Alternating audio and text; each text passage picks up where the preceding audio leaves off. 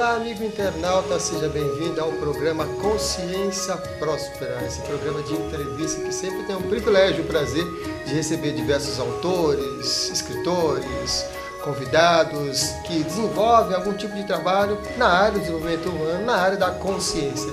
E hoje, nesse bloco, nessa edição do programa, o tema é Jovens para Sempre. Jovens para Sempre, que é um tema dedicado ao autor deste livro, que é o Sidney de Oliveira. Sidney de Oliveira, que é um consultor, autor e palestrante, expert em conflitos de gerações Y e Z, desenvolvimento de jovens talentos e redes sociais. Ele tem um currículo aqui bastante extenso, vocês podem ver que também é articulista aí da revista Exame, falando sobre essas questões dos jovens. Bom, vocês vão ter aí o privilégio de desfrutar do conhecimento, das experiências de vida desse grande autor e um dos especialistas em geração Y aqui no país. Antes ainda de começar o nosso bate-papo com o nosso convidado, quero agradecer aqui ao apoio do Instituto Biosegredo, que apoia aqui o nosso programa Consciência Próspera, trazendo aí para vocês uma oportunidade de desfrutar desses conhecimentos e desse bate-papo. Também na parte técnica, fazendo a mágica acontecer, o Alexandre Ferreira, do Ale Production. Vocês também que moram, que residem aí na região de São Paulo, na zona sul de São Paulo, temos a nossa amiga Francesca Alberti, da J. Santos Imóveis, também apoiando aqui o programa Consciência Próspera. Antes ainda, uma mensagem para você que nós preparamos. Por favor, Ale. Aquele que se vê, melhora. E quem melhora consegue se ver de verdade. Compreenda que ninguém pode segurar ou tolher seus sonhos, a não ser você mesmo. Existem sempre outras possibilidades de realizá-los. Podem até tentar que desista. O que realmente importa é a energia, o sentimento, a força que move o seu sonho. Que seja algo que faça você se entregar de corpo e alma e sinta a plenitude em realizá-lo. Isso, a mensagem para o jovem é muito tocante, né? Aquilo que te traz plenitude, aquilo que te traz realmente um ânimo, um entusiasmo em realizar. A gente vai falar sobre isso, porque o tema é Jovens para Sempre. A gente recebe aqui nos estúdios do programa Consciência Próspera, Sidney Oliveira. Tudo bem, Sidney? Muito bom, Samuel. Muito bom. Obrigado pelo convite, estar aqui conversando com vocês, apresentando aí o novo trabalho, né? Olha aí, que está nascendo, vai ser lançado, a gravação está sendo antes do lançamento, né? Você vê que coisa, a gente vai gravar, isso é coisas da internet, né? Pois a gente lança, estamos em lançamento, acho que é isso que é agora o novo conceito, né? Estamos em lançamento, mas quando vocês estiverem assistindo já vai ter lançado, porque ele vai sair no final de setembro, sai essa edição, então já está nas maiores livrarias, já podem encontrar o livro Jovens para Sempre aí, pela editora Integrare, é isso? Integrare Business. Integrare Business. Integrare isso, Business. Novo selo. Muito bem, um novo selo aí, que vocês vão ter a oportunidade de desfrutar desse autor, Sidney Oliveira. Sidney, em algumas situações a gente pode observar comportamento dentro das empresas onde existe realmente muitos... onde as pessoas que estão dentro da empresa não parecem tão motivadas, às vezes até joga contra a empresa, né? Nessas quesitos e nesse ponto, em sua opinião, quais seriam as causas para uma verdadeira mudança? Porque às vezes eles passam por treinamentos de desenvolvimento dentro da empresa, até palestras motivacionais tem, e eles ficam com aquela resistência à mudança. No seu ponto de vista, em sua opinião, quais são os passos ou quais são as causas para uma verdadeira mudança? Por que tanta resistência a mudar se a maioria das vezes a gente entende como que a gente quer e não consegue? Bom, o ser humano é um ser paradoxal. Ele é incoerente porque ele gosta do conforto, mas não aguenta o conforto por muito tempo. Então ele busca a mudança justamente quando o conforto está demais. Então, e esse é o grande milagre do ser humano, por ser justamente incoerente de um modo geral. As pessoas, elas gostam muito daquilo que é conhecido.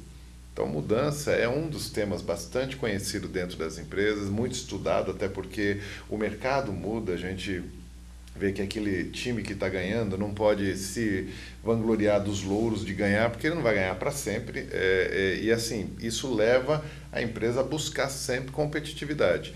Ela buscando competitividade, ela muda a estrutura, muda a realidade, muda a forma de atuação, e as pessoas, elas acabam reagindo de formas diferentes e talvez em tempos diferentes. Eu não vejo uma reação à mudança desassociada do fator tempo. De um modo geral, todos, de alguma forma, acabam se adaptando à mudança. Eu quero citar, por exemplo, uma mudança bastante intensa dos últimos 10 anos. O celular. Quer dizer, quem viveu na época década de 90, viu o celular saindo, era um artigo de luxo, com certo status, quem podia ter celular, e isso já não é mais uma realidade. Quer dizer, teve gente que resistiu aos benefícios do celular? Sim, teve. E até hoje a gente é capaz de encontrar gente dizendo, eu não quero o celular. Mas, de um modo geral, os benefícios começam a ficar mais nítidos, então as pessoas saem da negação ou da resistência, começam a explorar a mudança até chegar efetivamente à mudança. O que altera de uma pessoa para outra é o tempo que isso acontece. Dependendo do estágio que a pessoa está, da realidade de vida ou do impacto que a mudança vai trazer na vida dela, isso pode acontecer em fração de segundos ou em fração de décadas, dependendo da pessoa, né? É verdade. E o que a gente observa em relação a esses processos de mudanças, ele é muito presente em relação também ao convívio, né? A convivência dentro das empresas, né? Sim.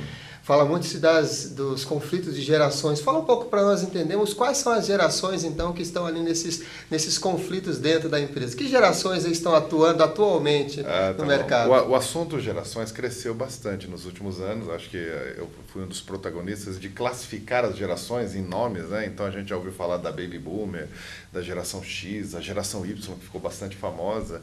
Agora vem vindo a geração Z. Na verdade, se a gente for fazer uma análise um pouco mais social e menos estereotipada, porque os rótulos eles servem muito mais para efeitos didáticos, da gente explicar as diferenças entre cada pessoa. Mas eu gosto de pensar muito mais no efeito mais perene que está surgindo hoje, que tem um componente geracional, que é o aumento na expectativa de vida. Eu gosto de usar isso nas minhas palestras, uma historinha que eu comento qual era o modelo de vida que as pessoas adotavam até pouco tempo atrás, até 30 anos atrás. O modelo de vida ele era muito fácil de ser entendido. A pessoa ela estudava a primeira parte da vida dela, até os 20 anos, em algum momento, ela entrava no mercado de trabalho, então ela era desafiada a cuidar da sua própria subsistência, então até os 20 anos ela estava se preparando, com 20 anos, e aí obviamente de forma generalista, porque tinha gente que entrava bem cedo, outros que iam um pouco mais tarde, mas de um modo geral 20 anos era a idade para a pessoa começar a assumir a sua própria vida. A expectativa era de trabalhar durante 35 anos, tanto é que o modelo previdenciário no Brasil também da década de 40 é de 35 anos. Não era à toa, por que 35 anos? Porque com 55, 60 anos a pessoa se aposentava, durava mais uns 5 anos e morria. Quer dizer, nós estamos falando de um tempo recente, quer dizer, quando o modelo previdenciário foi construído, a expectativa de vida não ultrapassava 60 anos. E isso cresceu muito nos últimos 30 anos. E assim, olha a situação nova que aconteceu. As pessoas chegam no mercado de trabalho, ou as que estão hoje no mercado de trabalho, começaram a trabalhar nos últimos 20, 30 anos. Sim. Elas chegam agora numa situação de perceber-se mais jovem, com mais energia, com mais disposição, até das pessoas que têm a idade que elas têm hoje. Quer dizer, eu estou falando de uma pessoa hoje com 50 anos. Ela percebe que ela com 50 anos tem mais vitalidade que a referência que ela tinha na juventude dela, dos 50 anos. E ela percebe também uma outra coisa, ela chega agora aos 50, 50 e poucos anos e ela não pode aposentar, por vários motivos. Primeiro, ela não quer. Segundo, ela está no auge da produtividade dela, na plenitude. Terceiro, e o mais grave, ela vai viver mais 40 anos, que é nova expectativa de vida, leva essa turma de agora até perto dos 90, pelo menos. Isso se não aumentar mais, por conta de todos os avanços da saúde, da tecnologia. Então, isso criou uma singularidade, eu diria. Porque, primeiro, a geração mais veterana, que nasceu aí na década de 30 e na década de 40, ela ainda está viva. E ela também está se percebendo viva por mais tempo. E ela está viva, portanto, ela demorou mais tempo para sair do mercado de trabalho.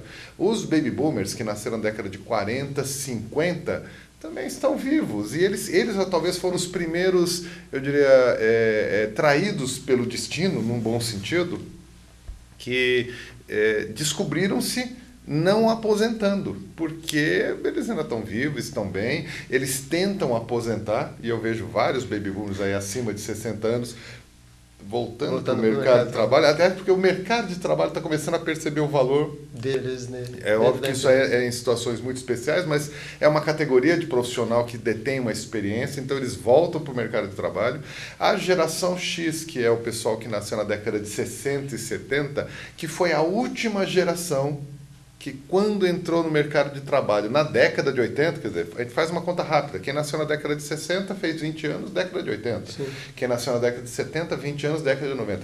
Essa geração, a chamada geração X, é a geração que viu a inflação aqui no Brasil, é a geração que entrou no modelo 20, 40, 60, quando eu digo 20, 40, 60, 20 começa a trabalhar, 40 para de estudar, 60 aposenta, 65 morre. É a última geração que entrou nesse modelo, construiu a sua vida nesse modelo, e agora que está chegando perto do final do modelo, percebe que tem mais 30 anos pela frente, que é muito tempo, que é basicamente o tempo que ele está trabalhando. Ou seja, agora que ele está chegando, ele achava que era o final, ele está descobrindo que é a metade.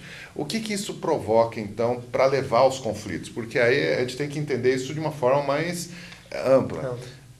Essa pessoa hoje que está com 50 anos, percebendo, já trabalha há 25, 30 anos, percebendo que vai continuar no jogo, ela se agarra ao emprego dela, ela volta para a faculdade, ela volta a se estudar, volta a se adaptar, ela corre atrás de se manter empregável. Quer se atualizar para estar dentro do mercado. Como ela está com uma juventude, porque ela se sente jovem, ela Sim. adota comportamentos jovens, desde internet, celular, Facebook, o que for, mas ela adota comportamentos jovens, porque hoje não tem mais a censura a você ser jovem, não existe aquele conceito, para de ser criança, cresce, né? Não existe isso, quer dizer, você pode sustentar a sua jovialidade por mais tempo. O que acontece com essa pessoa? Ela se torna o jovem com experiência. E o que acontece com os jovens que nasceram na década de 80 e 90 e que agora, nos anos 2000, estão entrando no mercado de trabalho, é o que a gente chama da geração Y. Esse jovem, ele foi pressionado a estudar mais que as gerações anteriores. A gente exige no mercado, até para ser recepcionista em algumas circunstâncias, curso superior. Quer dizer, aumentou-se a exigência, portanto, ele entra mais tarde no mercado de trabalho. E isso também não é sem propósito. Ele entrando mais tarde, dá tempo dos mais veteranos ainda se manterem. O veterano acaba se mantendo porque vira uma situação paradoxal. O veterano acaba se obrigando a se manter no emprego para sustentar o filho que ainda não conseguiu arrumar emprego, que precisa fazer a faculdade. A gente criou uma situação, assim, uma singularidade, eu diria. E esse jovem, ele entra no mercado de trabalho hoje com características boas, que é a inovação, a jovialidade, a energia, o ritmo, a interação com toda essa tecnologia, mas ele entra sem experiência.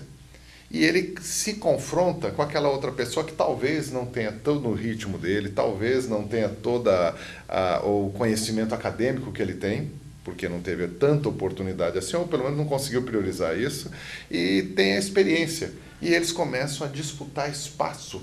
Para assim, o desafio é um só. As empresas, obviamente, falam assim, eu quero que quem faça, faça. Mas o jovem sem experiência, ele confronta com o jovem experiente. O jovem experiente sempre leva vantagem, porque a empresa é focada em resultado. Se ela é focada em resultado, ela vai procurar quem? Quem tem a menor chance de cometer falhas de verdade, ou pelo menos comprometer mais o resultado. O jovem da geração Y é aquele que não tem tanto, diria, espaço para isso, e obviamente ele como jovem, ele está brigando pelo espaço dele, só que diferente dos outros jovens de outras gerações, ele não encontra os veteranos saindo do jogo.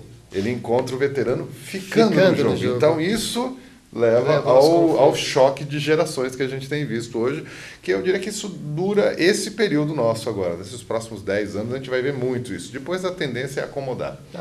E uma das coisas que é comum até ocorrer, até por esses conflitos de gerações, é que o chefe é dessa geração que está ficando, do jovem, há mais tempo jovem e experiente, com aquele jovem que está inserido agora no mercado de trabalho. Aí fica um falando assim, não, a culpa que se deu algum tipo de erro é do funcionário. E o funcionário fala, a culpa é do chefe. Existe alguma situação que vai pacificar esses relacionamentos? Qual é a dica que você dá para as empresas que têm esses conflitos muito presentes dentro entre a chefia e os seus funcionários ou seus associados? Bom, o primeiro equívoco que se mantém dentro de uma empresa é o estereótipo. Quer dizer, fala, todo jovem é incoerente, ansioso, não sabe o que quer, erra, não tem engajamento. Quer dizer, você colocar aspectos negativos e ressaltar o aspecto negativo, eu diria que é o primeiro erro. E assim, quem comete esses erros normalmente são os mais veteranos. Porque tem a famosa frase, pô, o cidadão nem saiu das fraldas e já está querendo dar uma de chefe aqui. O jovem, ele entra com uma aspiração, uma ansiedade muito maior, porque o mundo hoje, ele pede essa ansiedade. Todos nós, de uma forma, temos que dar conta de muito mais coisa. Então, primeira coisa, não criar estereótipos. Tá? Porque o que eu tenho visto, assim, tem jovens extremamente talentosos, talvez não tenham toda a experiência porque não foram expostos à experiência. E o que eu tenho proposto para as empresas? Que em vez de deixar o conflito acontecer e pensar que isso vai se arrumar, não vai se arrumar, o que eu tenho sugerido para as empresas é que mude um pouco o modelo de relacionamento com seus funcionários. O funcionário mais veterano, ele não vai sair tão cedo. Aliás, a empresa não pode prescindir dele porque o conhecimento tácito, que a empresa é intangível, mas ele é tácito. Esse conhecimento está na mão dos veteranos, o jovem ainda não adquiriu. Então, ela não pode abrir mão, mas ela pode dar um novo papel para os mais veteranos, que é o papel de mentoria. Tá? Ou seja, transformar os veteranos em educadores, porque eles não vão sair tão cedo da empresa, porque a empresa não pode abrir mão deles, não é questão de salário. A empresa tem que achar uma fórmula de manter os veteranos, porque a experiência ainda está na mão deles, mas ela tem que mudar aquela relação que antes era uma relação hierárquica, e a gente tem essa relação hierárquica por conta do modelo também. No modelo que as pessoas morriam com 60 anos, era simples. Uma pessoa com 60 anos sempre vai ter mais autoridade do que um jovem. Por quê? Porque ele já está tão distante que não tem problema. Só que hoje, eu pegando o jovem, turbinando o jovem, quer dizer, ele faz faculdade, MBA, fala inglês, vai para o exterior, ele volta, lê livro, ele tem internet. Esse jovem super turbinado, anabolizado, né? Ele entra na empresa, não tem ainda experiência, mas ele tem uma bagagem muito maior que o veterano tinha quando era jovem. E o veterano não tem toda essa bagagem. Qual que é a chave, então? É o veterano respeitar o que o jovem tem, assumindo o papel de mentor, e o jovem também largar a mão de ser o dono a última bolacha do pacote. Né?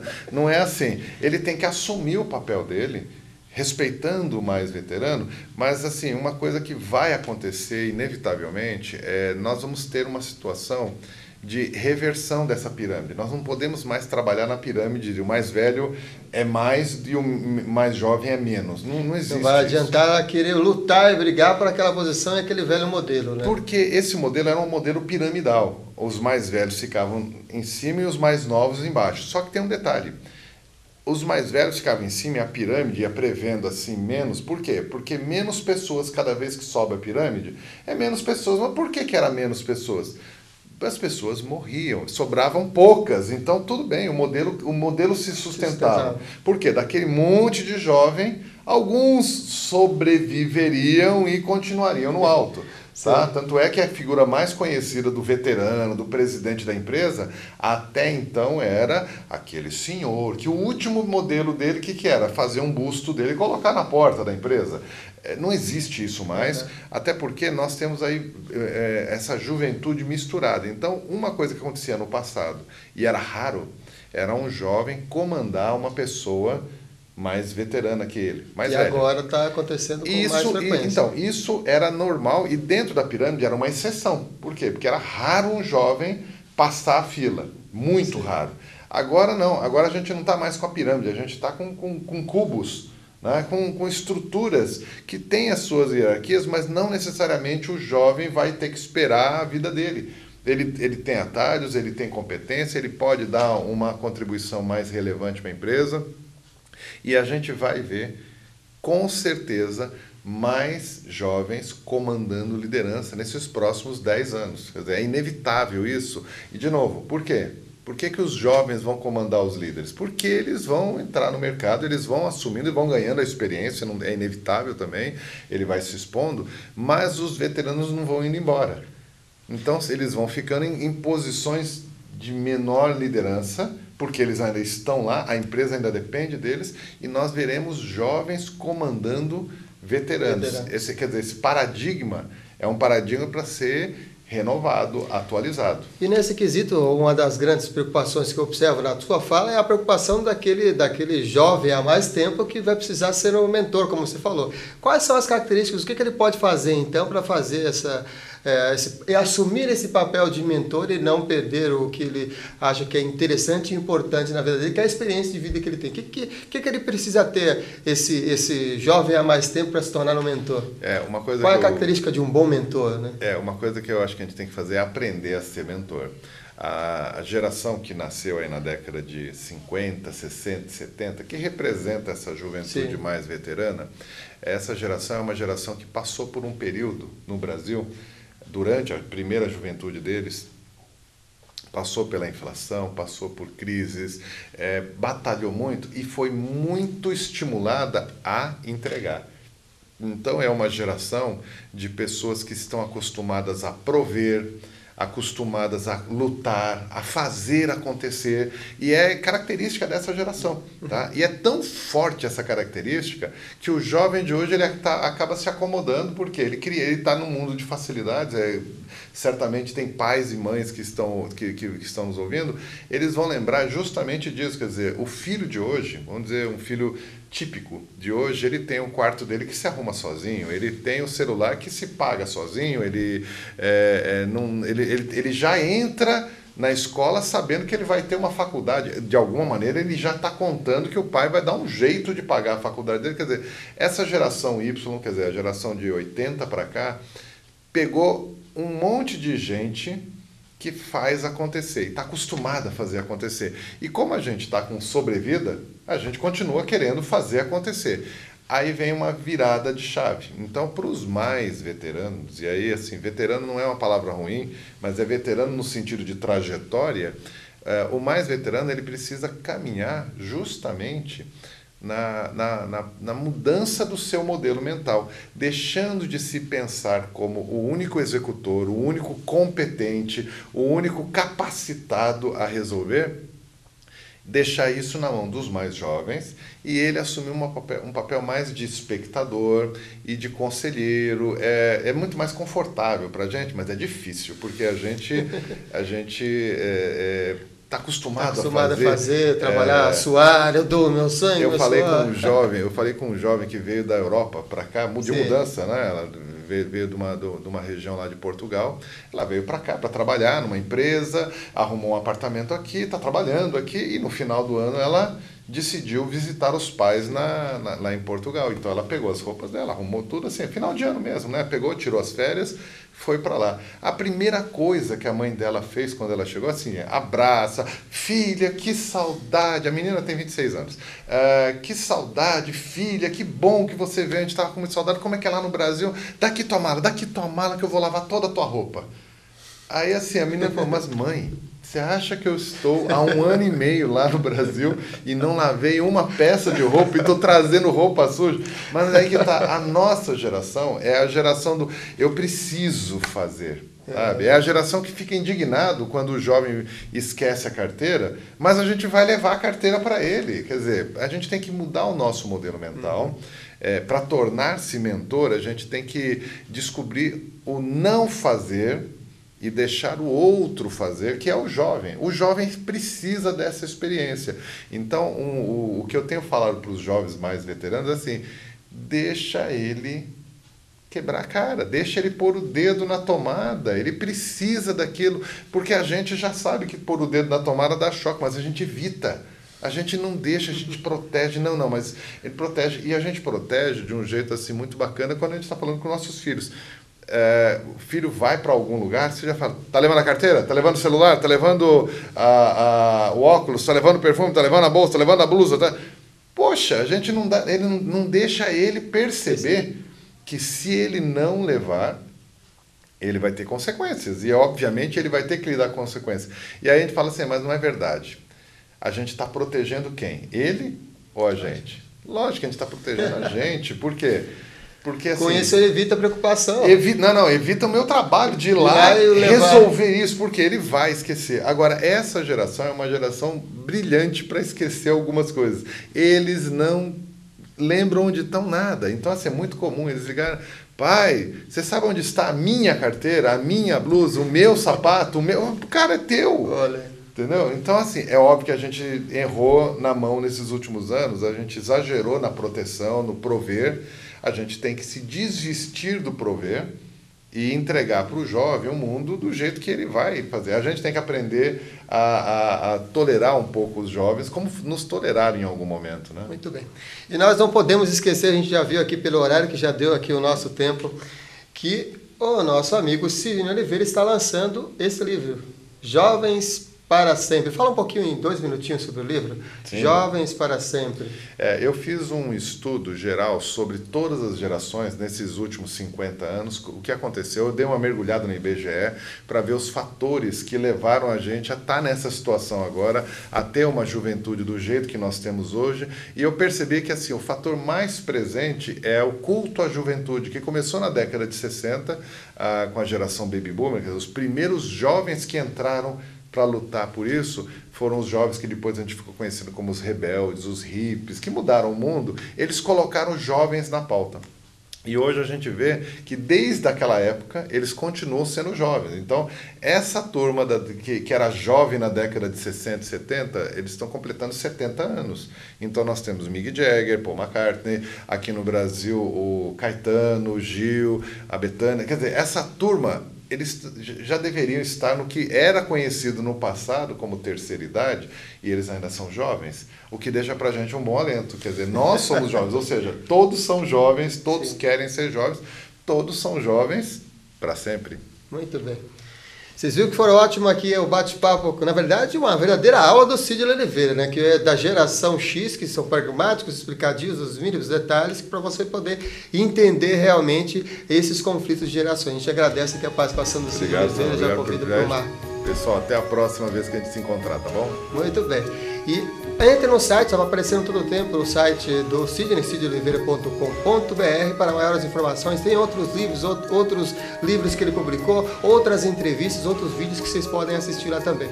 Prestigiem o trabalho, que realmente é fantástico poder assistir aqui nessa entrevista aqui no programa Consciência Próspera. Desejo para você uma ótima vida e realmente bastante produtiva, e que você deixe aí um ótimo legado aí com a sua experiência, seu trabalho e sua presença, tanto no mercado de trabalho quanto nesse planeta mesmo. Beijo de luz para você e até uma próxima edição.